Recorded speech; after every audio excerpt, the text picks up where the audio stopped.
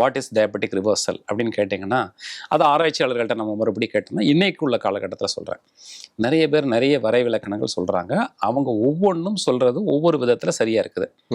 மக்களுக்கு புரிகிற மாதிரியான எளிமையாக நம்ம சொல்லணும் அப்படின்னாச்சுன்னா, ஒரு 3 மாதத்தில் ஃபாஸ்டிங் பிளட் சுகர் 125 கூடவே இல்லை. வெறும் வயித்துல எப்போ நான் எடுத்து பார்த்தாலும் என்னுடைய பிளட் சுகர் லெவல் வந்து 125 கூடலை. அதாவது வெறும் வயித்துல நான் சொல்கிறது. அப்படின்னாச்சுன்னா அது வந்து டயபெட்டிக் ரிவர்ஸ் ஆயிடுச்சு அப்படிங்கிற ஒரு இலக்கணத்தை ஒரு குரூப் சொல்லுது. அவங்களே கூடுதலாக என்ன சொல்கிறாங்க அப்படின்னாச்சுன்னா HbA1cன்னு சொல்லுவாங்க. Glycosylated haemoglobin level, HbA1c. அது வேல்யூ பேஸில் இருக்கும், அது எல்லாத்துக்குமே தெரிஞ்சது தான்.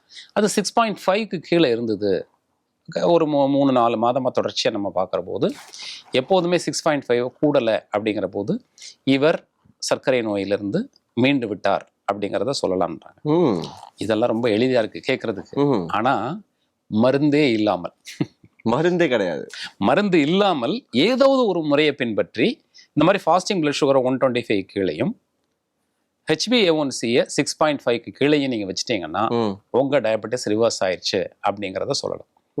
இது சஸ்டைனபிளா கொஞ்ச நாளைக்கு தொடர்ச்சியாக நீட்டிச்சுக்கிட்டே இருந்தது, எப்போதுமே இந்த சர்க்கரை கூடலை, இப்போ நீங்கள் இந்த வாழ்க்கை முறையும் இப்போ பண்ணக்கூடிய இந்த உணவு முறைகளையும் பின்பற்றுங்க, உங்களுக்கு திரும்ப வர வேண்டிய அவசியம் இல்லை, நீங்கள் மருந்துக்காக வர வேண்டிய அவசியம் இல்லை அப்படிங்கிறத உறுதியளிக்கிறாங்க.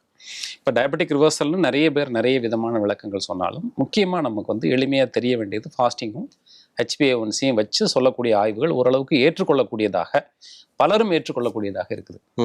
இதெல்லாம் பாசிபிலிட்டிஸ் இருக்குதா அப்படின்னாச்சுன்னா இருக்குதுன்னு நிறைய ஆய்வுகள் சொல்லுது.